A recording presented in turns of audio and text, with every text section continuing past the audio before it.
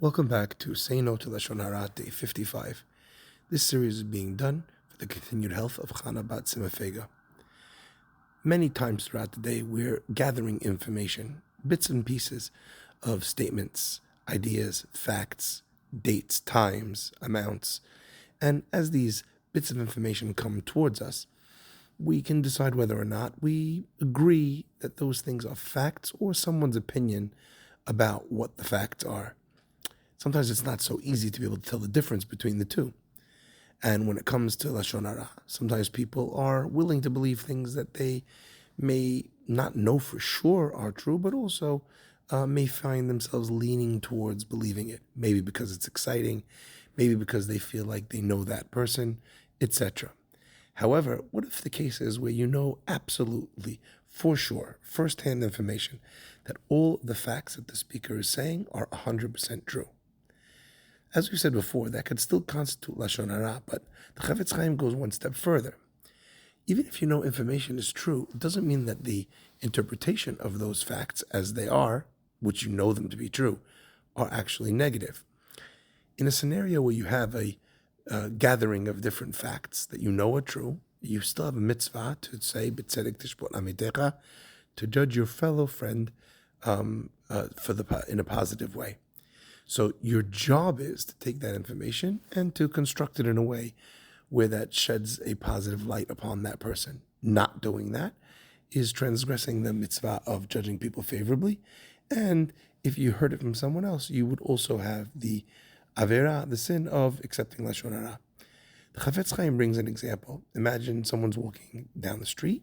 He sees a Jewish person walking out of a Beit Din. The person is going crazy, screaming, yelling. He's showing him a piece of paper that says that he lost the court case. The Beit Din ruled against him, and he has to pay. And he's screaming, I can't believe it. These people are crooks. They don't know what they're talking about. These rabbis, these dayanim, these judges. If I'd have gone to anywhere else, of course, they would have ruled my way. Now, Ruvain actually sees that there's a judgment, and that the judgment is against his friend. So he knows that what Shimon is saying is actually true, that the Beit Din ruled against him. But who's to say that the reason why the Beit Din ruled against him is because they were crooks or because they didn't know the law?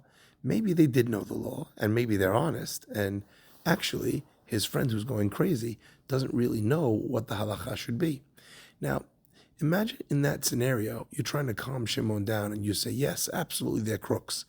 That's agreeing with Lashon Hara and actually offering him more encouragement to continue doing and saying what he's saying. Rather, what this person should do in this moment is, after he knows that the court case was ruled against his friend Shimon, he should tell him, look, there's probably a reason why they decided to rule this way. Maybe calm down, and tomorrow when you're level-headed, we could go and ask them to explain it to us.